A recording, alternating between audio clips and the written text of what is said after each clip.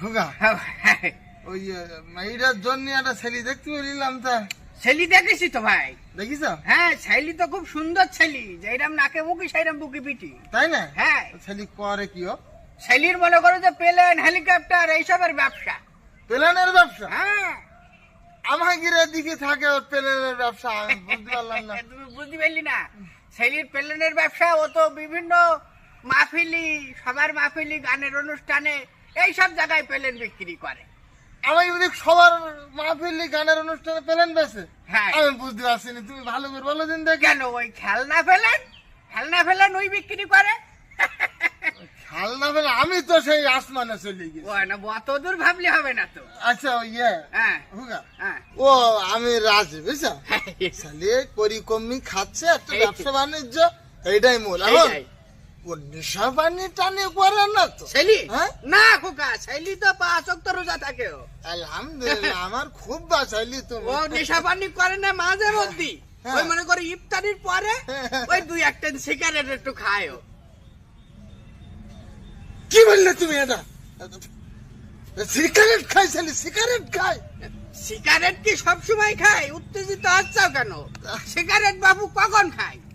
যখন ওই গাঁজা খায় তখন ওই সিগারেটটা একটু খায়। ও তার মানে তুমি কি বুঝাচ্ছ? ছেলে গাঁজাও খায়? তুমি তো জিনিসটা বুঝলি না খোকা। কি বুঝবো আমি? গাঁজা কি মানুষ সব সময় খায়? গাঁজা কখন খায়? যখন মদ খায় তখন ওই গাঁজাটা একটু খায়। তুমি কি বেরেন টেরেন তোমার গেছে? সব শেষ হয়ে গেছে নাকি? তুমি একবার বলেছো সিগারেট খায়, গাঁজা খায়, এখন শেষমেশ কিনা মদও খায়। হাস, শোনো বাবু, মদ তো সব সময় খায় না। মদ কখন খায়? কখন খায়?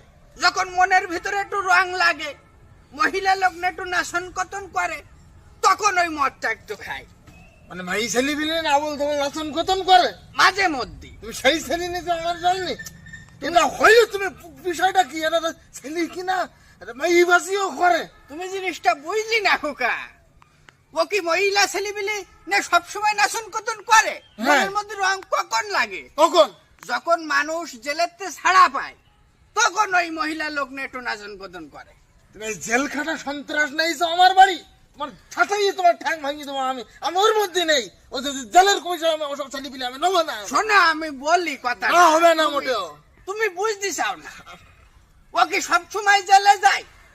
এই পর্যন্ত মাত্র 5 বার জেলে গেছে। ওই ওই ঘটনা কি? হ্যাঁ, ওই মেয়ের বাপেরে এইসব শুনি যখন মেয়েও দিতি না রাজি হয়। চাবজি হবে কেন? ও তো মারি ফেলাই তো শান্তিরা। ওইটাই তো, ওই যখন মেয়ের বাপেরা হুম, মেয়ে দিতি রাজি না হয় তখন ও মনে করে যে ওই মেয়ের বাপের এসে ঠাস কুন মাথায় বাড়ি মারে, হাফ মার্ডার। এই পর্যন্ত 5টা মেয়ের বাপের মাথায় বাড়ি মেরিছো। কেউ এইসব কেসেই তো জেলে যায় মূলত। কেউ মরি টরি গে নাই? ওই হাফ মার্ডার, কেউ হাসপাতালে কুকাইতি, যে কেউ এদিক ওদিক আছে, এইরকম আর কি। আচ্ছা আমার কথা শোনো, মানে এর থেকে মুক্তি পাওয়া যাবে না? হ্যাঁ, মুক্তি পাওয়া যাবে। বড় বড় হাতে দিল্লি দিবা ওই মাথা ফাটি যখন দিল্লি দাও না, দিল্লি না কিছু একটা করি না। আর কথা